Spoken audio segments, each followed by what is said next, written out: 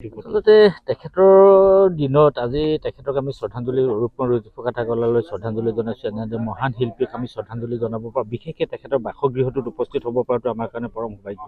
কিন্তু আমি গৌৰৱবোধ কৰিলেও কিন্তু আমাৰ কেতিয়াবা অকণমান ক্ষোভ আৰু খঙেৰে ভৰি পৰে, কাৰণ সাংস্কৃতিক মন্ত্ৰীগৰাকীৰ নামটো আজিৰ তাৰিখত আচলতে ল'বলৈ অকণমান অসুবিধাৰ কাৰণ এনে এজন মহান শিল্পী এই বাসগৃহটো সংৰক্ষণ সংবৰ্ধনৰ ক্ষেত্ৰত তেখেতে যি ধৰণৰ ভূমিকা গ্ৰহণ কৰিব লাগিছিলে, তেখেতসকলে এডভান্টেজ আছামৰ কথা কয় বা অন্যান্য ধৰণৰ যিবিলাক ডাঙৰ দূৰদৰ্শী চিন্তাৰ কথা কয়, বিশ্ব দৰবাৰ প্ৰতিষ্ঠাৰ কথা কয় অসমীয়া কলা সাহিত্য সংস্কৃতি। কিন্তু জ্যোতিপ্ৰসাদ আগৰৱালাৰ দৰে এজন মহান মনীষীক যদি তেখেতসকলে প্ৰতিষ্ঠা কৰিবৰ কাৰণে বা তেখেতসকলক স্থাপন কৰিবৰ কাৰণে ব্যৱস্থা গ্ৰহণ নকৰিলে, কিন্তু এই ক্ষেত্ৰত আমি আশা কৰিছোঁ যে চলিত বৰ্ষতে ৰূপকোঁৱৰ জ্যোতিপ্ৰসাদ আগৰৱালাৰ বাসগৃহটো তামোলবাৰীত স্থিত আৰু সংৰক্ষণ সংবৰ্ধনৰ লগতে পূৰ্বৰ মুখ্যমন্ত্ৰী মাননীয় সৰ্বানন্দ সোণোৱাল ডাঙৰীয়াই যিটো ঘোষণা কৰিছিলে, এই ক্ষেত্ৰত আমি ভাবোঁ যে তেখেতে পৰৱৰ্তী সময়ত কাৰ্যকৰী হ'ব বুলি ভাবিছোঁ। নহ'লে আমাৰ স্থলীয় লোক কলা সংস্কৃতি ক্ষেত্ৰখনৰ গৱেষণা স্থলী হিচাপে স্থাপন কৰাৰ ক্ষেত্ৰত যি ধৰণে ভূমিকা, কাৰণ বৃহৎ এটা ঠাই হয়। ডিব্ৰুগড় সাহিত্য সভাই খুব এটা সুন্দৰ পদক্ষেপ গ্ৰহণ কৰিছে। ইয়াত যিহেতু এই যিখন বাগিচা, এই বাগিচাখন অসমৰ নহয় সমগ্ৰ পৃথিৱীৰ এখন জনপ্ৰিয় চাহ বাগিচা,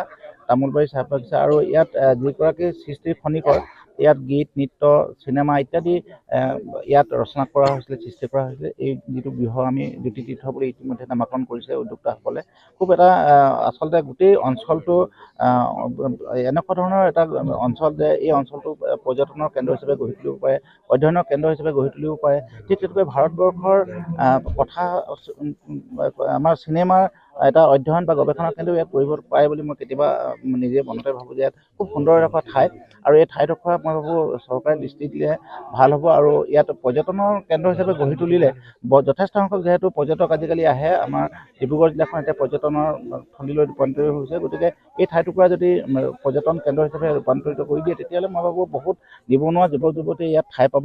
আৰু এই যিটো জ্যোতিতীৰ্থৰ যিটো সংগ্ৰহালয় ইয়াত নিৰ্মাণ কৰা হৈছে, সেই সংগ্ৰহালয়টোৱে মই ভাবোঁ এটা ইতিহাস ৰচিব, আৰু ইয়াৰ পৰা বহু অনুভৱ উপলব্ধি ইয়াৰ পৰা লৈ যাব পাৰিব পৰ্যটকসকলে।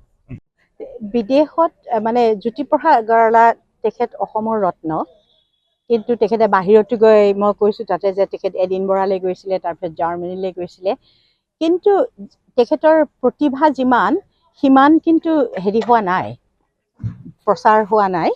গতিকে সেইটোৰ প্ৰতি এবাৰ মই চাই কৰি দেখিছোঁ আমি অলপ কৰিব লগা আছে।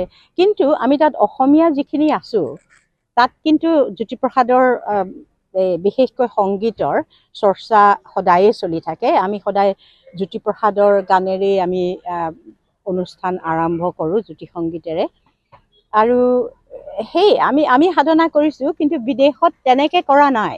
গতিকে এইটো চৰকাৰেহে কৰিব পাৰিব, মানে পৰ্যটন বিভাগ, শিক্ষা বিভাগ কৰি, যাতে বাহিৰৰ পৰা মানুহে জানে আৰু জানি পেলাই চাবলৈ আহে ইয়ালৈ। গতিকে সেই ব্যৱস্থাবোৰ কৰিব লাগিব, নহ'লে আজিয়ে আমি বিচাৰি পোৱা নাছিলোঁ জেগাডোখৰ ক'ত। কিন্তু সেই আৰু আমি এতিয়া মানে এইটো সংৰক্ষণ কৰিব লাগিব, ৰাখিব লাগিব।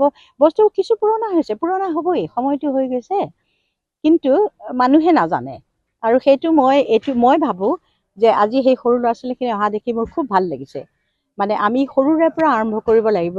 প্ৰথমতে ডিব্ৰুগড়, তিনিচুকীয়া তেনেকৈ কৰি, গুৱাহাটীৰ পৰা ইয়ালৈ যদি মানুহ ফুৰিব আহে, গুৱাহাটী পৰ্যটন বিভাগৰ লগত কৰি যে এইটো এটা ড্ৰপ অফ পইণ্ট কৰিব লাগে বুলি পেলাই সোমাই চাই যাব লাগে, তেনেধৰণৰ সকলোৱেই ভাবি সকলো ফালৰ পৰাই যদি চাই, তেতিয়াহ'লে আমি জ্যোতিপ্ৰসাদ আগৰৱালাৰ নাম আমি মানে পৃথিৱীৰ অন্য শিল্পীসকলৰ লগত শাৰীত আমি ৰাখিব পাৰিম।